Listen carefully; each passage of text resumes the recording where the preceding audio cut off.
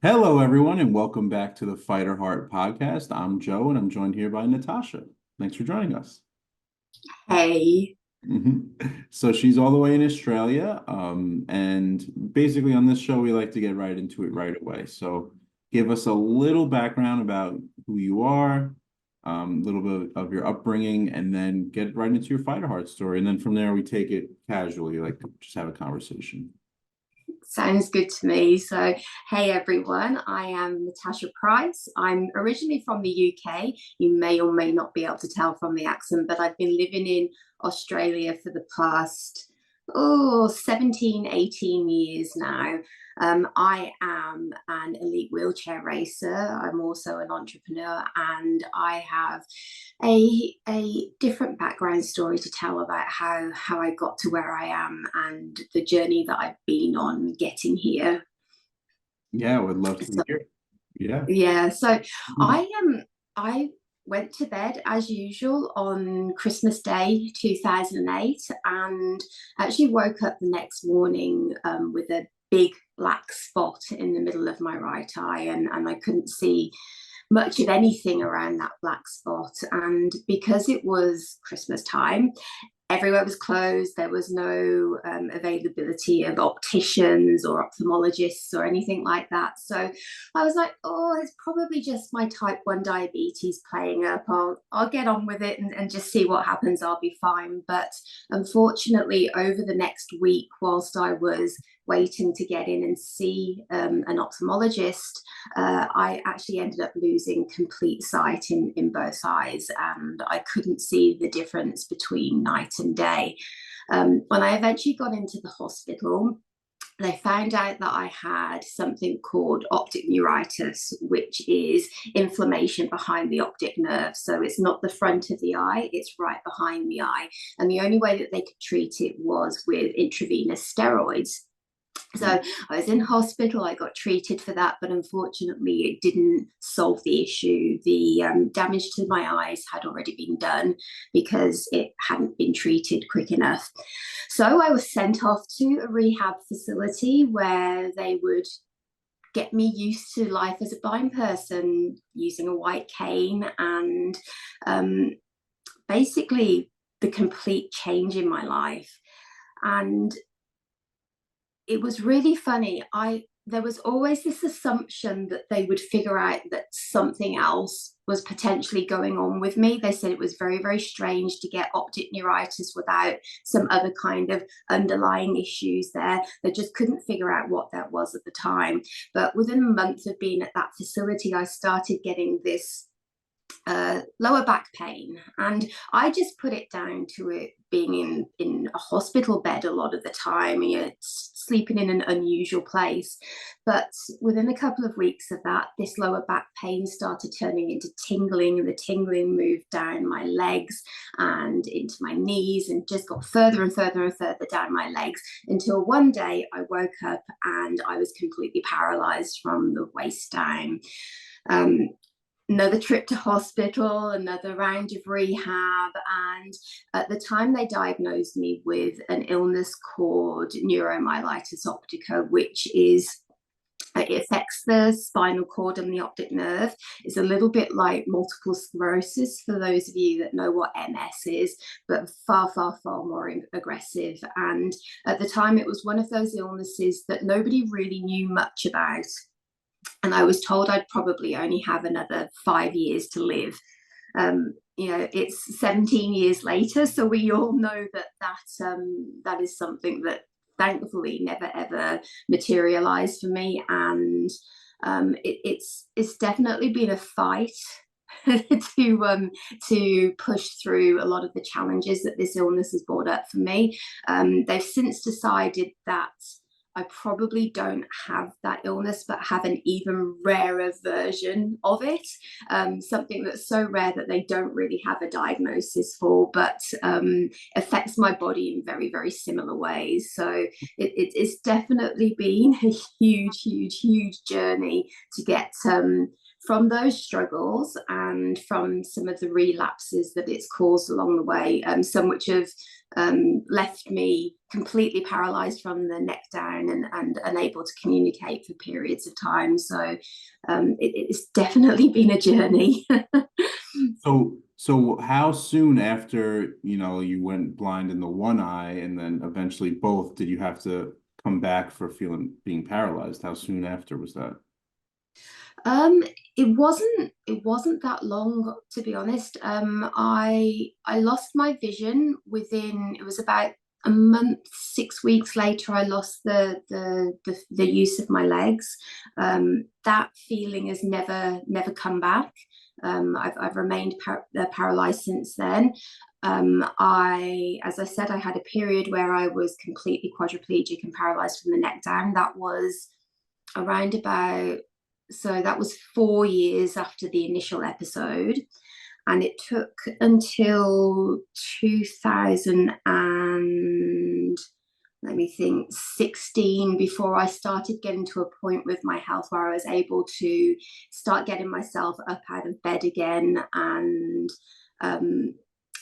start doing a few more things for myself. And that was very much a conscious choice. It was I think for a very long time, I'd been told by medical professionals and health teams that my life probably was going to just be that forever, that I would just be bedbound, and that I'd never really have the capacity to be able to do things for myself. I was being cared for in every personal way possible, toileted by others, showered by others. And I woke up one morning and I said to myself, I can't do this anymore. And I saw a wheelchair marathon on the TV. At this point, I'd had a little bit of return to vision in my left eye, so I'm still legally blind in my right and low vision in my left. So I can see a little out of that eye now. I have this great big 65-inch TV screen on my bedroom wall, and underneath it there's a couch. And my parents were sat on the couch, and this wheelchair marathon came on the TV. And I said to them, that's what I want to do. And I remember them going to me, yeah, sure, honey, no worries. You can do a marathon, 26 miles, 42 kilometers with your arms. You've got to be crazy. There's no chance. You can't even get out of bed on your own. And it took me 12 months from that point that I made the decision to change my life, to actually getting out there and pushing my first marathon. And I think it goes to show that a lot of the time, not all the time, but a lot of the time, what's going up in your mind, what's going up in your head, what you tell yourself, is often the biggest barrier we have. I'm not saying the journey is easy, because it's not. There is a lot of challenges, but sometimes telling yourself that you can do something and making yourself do it is the most important factor of all. I still have those issues. I still have the exact same problems and medical issues as I had 6 years ago when I started on this journey. But the difference being now is I see it in a very, very different way, and I use my challenges and the adversity I've been through to positively drive me towards something else, rather than allowing it to hold me back. Great, that's so good to hear. Did you say that was 2016 where you first did your first? Yeah, 2016, yeah. Were you an athlete before your illness? I've always had sport in my life. I was a junior sprinter, and I was then a professional dancer in my late teens and early 20s. And I guess there's a lot to be said about muscle memory and maintaining your body, maintaining some level of fitness, so that after injury or illness, it's probably a little bit easier to go back to that lifestyle than it is if you're starting completely afresh. But yeah, it still wasn't easy. I mean, 26.2 miles, you said? Yes, yeah. So did you ever run a marathon or train for one before? Or is it the first No. time? Yeah, completely first time. I have to say, the thought, when I was a non-disabled runner, the thought of running more than 100 meters just was just mind-blowing to me. I could never imagine putting myself through that. I guess completely different mindset now. I love anything that's really challenging. I like to push myself. I guess in a way I do it to prove to myself that I can do it, and also to show that people with disabilities have the ability to do these kind of things. It's more than anything, it's about the right supports and the right tools. We have to do it in a little bit of a different way, but it still can be done. So yeah, I just like to go out there and prove that I have this ability, and show that you know, life with chronic illness and disability is tough, but it can still be whatever you want it to be. Yeah, you can still live a happy life. Doesn't mean Exactly. exactly. So how did you train for it? Where did you even start? Did you like I would YouTube how to train for a marathon, basically. That's what I would do. Yeah. Yeah, I think, well, I guess the way I trained for it at the start is very, very different to the way I train for it now. So at the start, I started out just pushing around as much as I could in my manual wheelchair. I would start out just by pushing around the house, because for me that was a huge deal. You know, obviously I'd gone from not being able to get out of bed to learning how to use a manual wheelchair and just get around. I'd start by pushing around my lounge room and around my bedroom before I started going down the driveway, which is a little bit of a hill, and down the road. So, you know, it would start off with 1 mile, 2 mile, 3 mile, and I would just gradually increase that every single day until I got to a point where I was like, okay, I need to actually get myself a racing wheelchair. They're very different. They're long 3-wheeled things with cambered wheels on the back and one front wheel out the front. And I was like, I really, really need to get my hands on one of these things, because pushing these kind of distances in a manual wheelchair isn't ideal for your body, isn't ideal for your shoulders. And if I'm going to actually do this properly, I need to have a proper racing chair. And I didn't end up getting it until 6 weeks prior to when I did my first marathon. So I had absolutely no idea what I was doing with it. They're very, very technical pieces of equipment to learn how to use. So that was probably behind part of the reason why that marathon took me way over 6 hours to complete, whereas now I can do a marathon in somewhere between 2 and 2.5 hours, Wow. depending on what the course is. So it's huge difference. But now my training regimen, it's lots of distance. You know, I try to do 10-mile pushes to keep my body as fit and healthy as possible. But I also do lots of sprint training, because these days I'm also a sprinter as well as a marathoner. So I get out on the athletics track and do as much as I can of that as possible. How so for the chair, the wheels, right? Are they on an angle? They're more Yes. angled, right? Yeah. I've Yes. seen them before. Um, but I don't know much about them. Yeah. They're So very, you very go cool pieces faster? of equipment. I Sorry. assume that so they go faster because they're on an angle, the wheel? Yes. Yeah, that's why. Yeah, the angle gives you a lot more stability. So as you're moving around, you can move around corners at speed, and it's supposed to prevent them from toppling over. Unfortunately, I've crashed out a few times in my chair, but it happens when you can't really see what you're doing. I I love that chair. We can get out up to around about 60 kilometers an hour going downhill. I'm not quite sure what that's probably about. 30 40 miles. mile an hour, I think. Yeah, it's That's yes.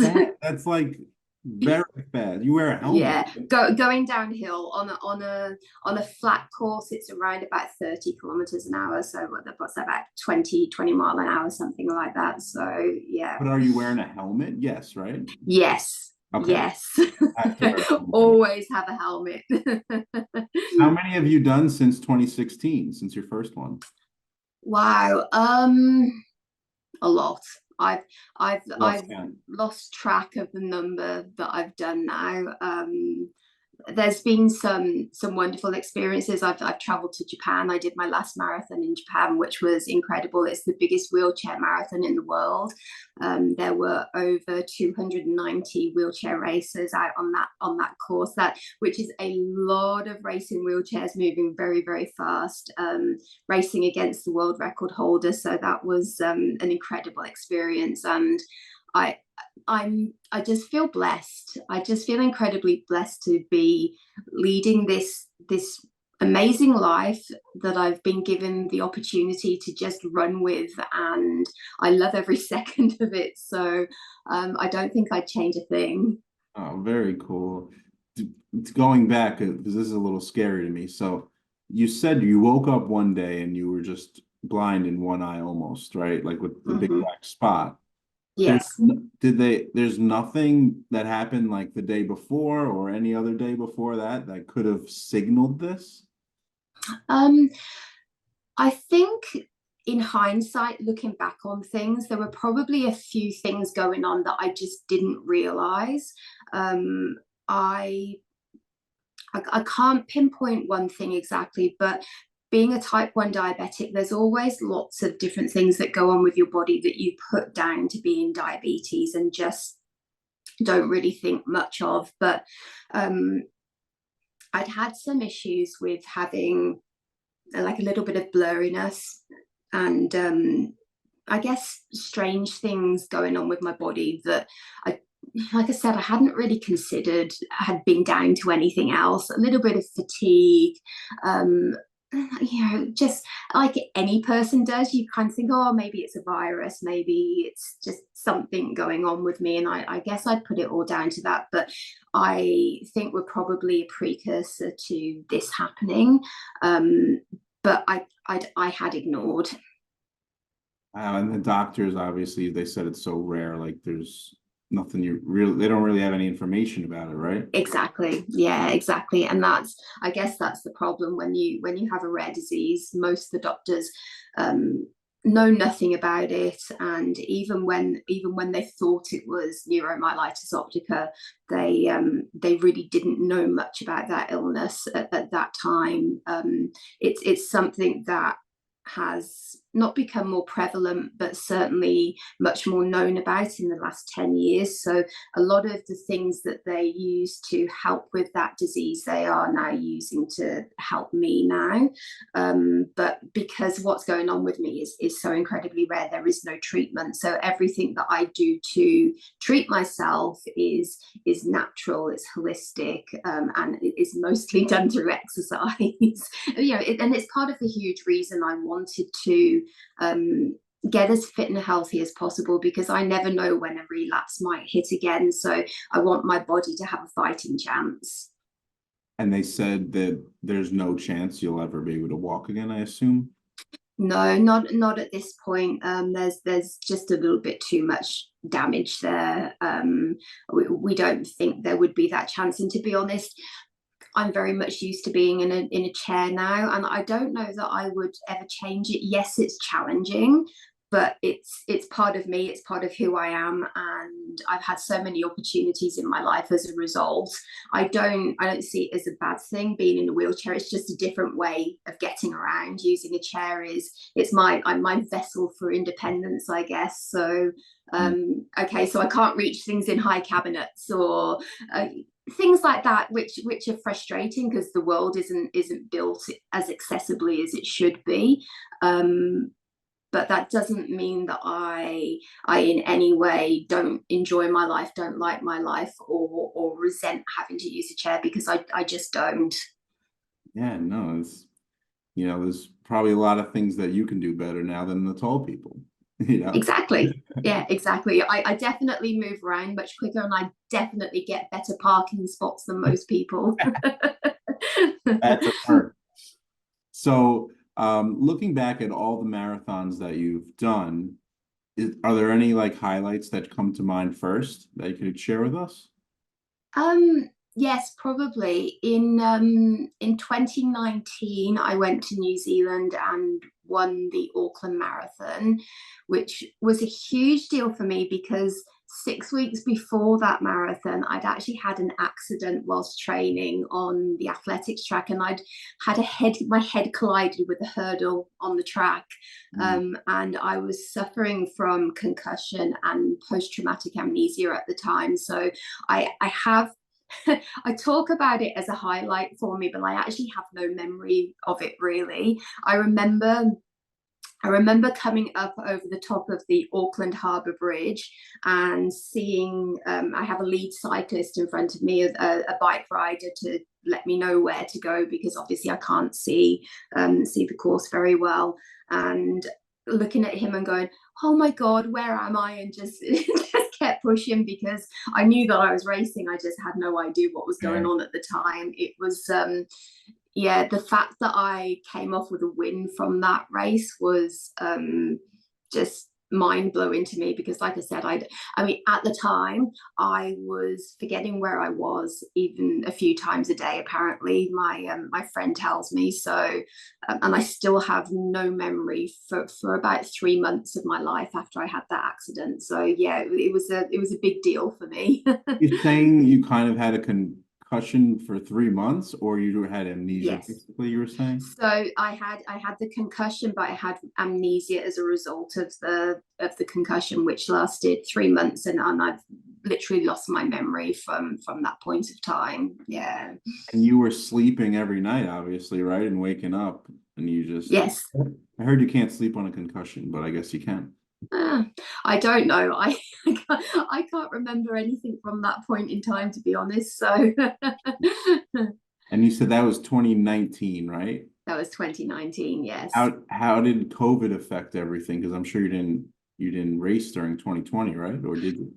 We Where I live in Queensland, we were very, very, very, very lucky. We only had lockdowns that lasted for about 6 weeks. A lot of the rest of Australia, especially Melbourne, was the most locked down place in the world, and they had a really, really hard time of it. But here in Queensland, we had very, very short lockdowns, and I was able to continue training through the whole of COVID. Competition was affected because our borders were locked down and we weren't allowed to leave the state of Queensland.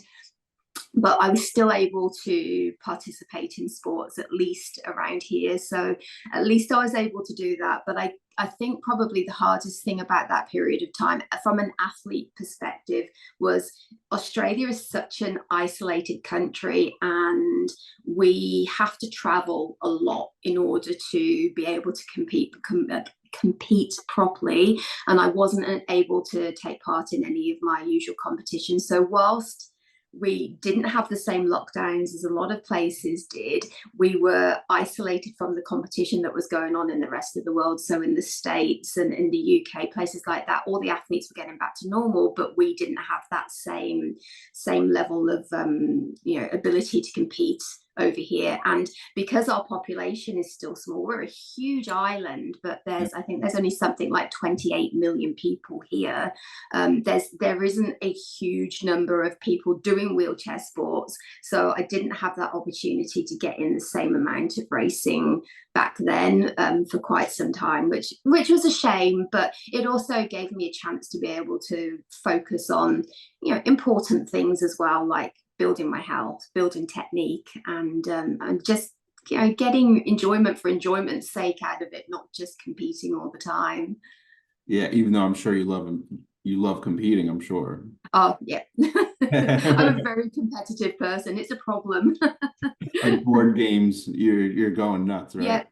Yeah, absolutely. Absolutely. I think I drive everybody insane. I'm competitive against myself though, and that's half the problem. Yeah, that's so funny. So when was your first marathon back after COVID? 2021, I guess. Gosh, I actually think it was 22.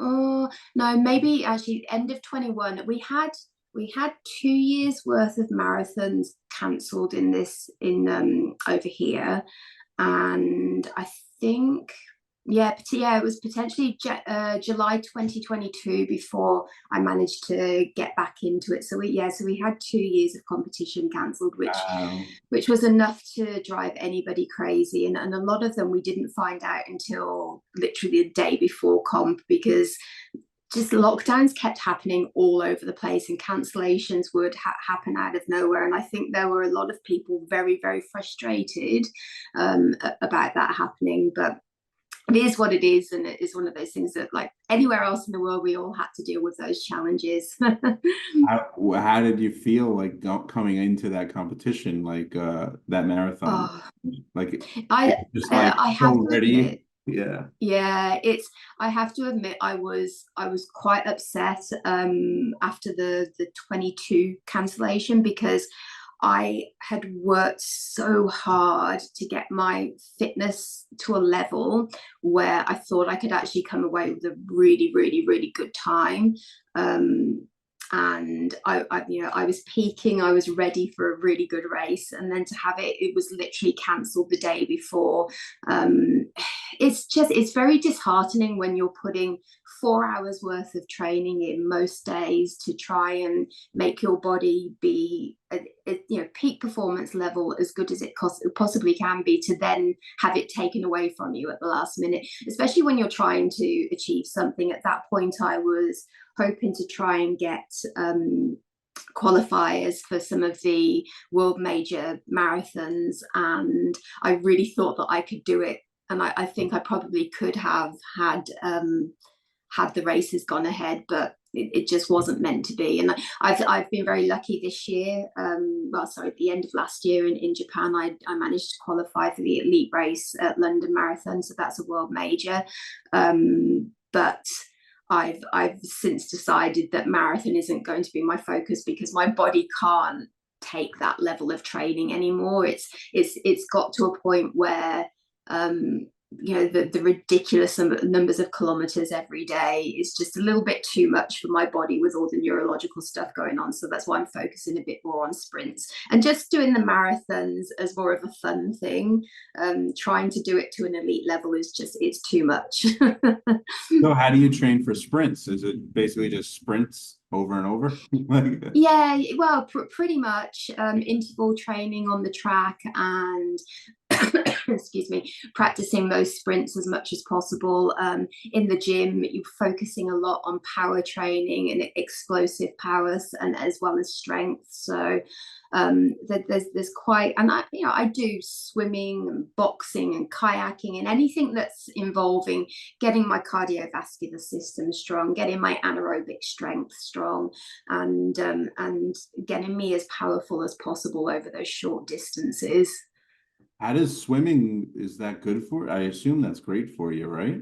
It's great. It's a non-impact way of, or a low impact way of getting the upper body moving, building on cardiovascular strength, but also moving your body in a slightly different way, so that when you're in a wheelchair, you're using your shoulders and your upper body constantly. So doing as many different varieties as moving your muscles and moving your joints as possible is really, really important, because when you're doing one sport and all the strain is going on that one particular part of your body, you can end up with that damage. And the last thing you want to do is prevent yourself from being able to mobilize at all, which is what happens when you end up with an injury. So it's about strengthening every single muscle, every single joint around my upper half as possible.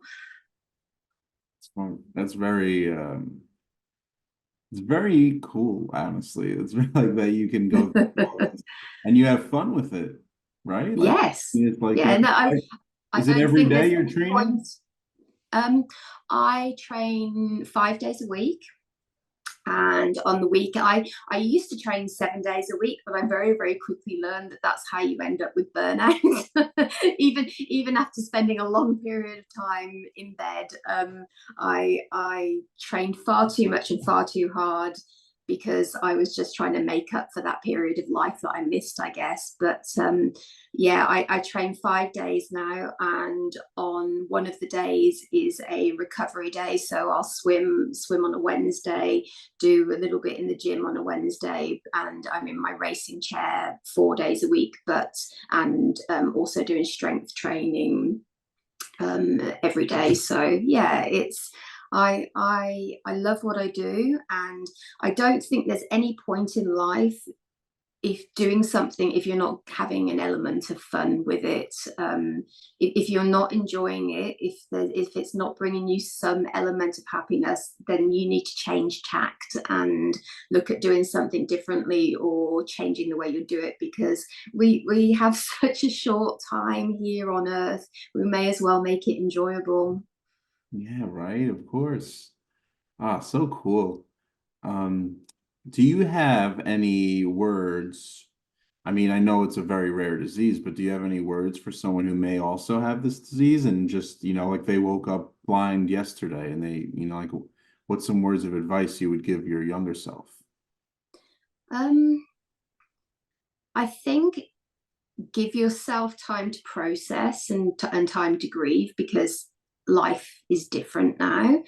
But at the same time, finding a way to focus on the future and not the past. So don't dwell on the way your life has been. Find a way of focusing on what it could be. Don't worry about the present, because the present is going to deal with itself no matter what.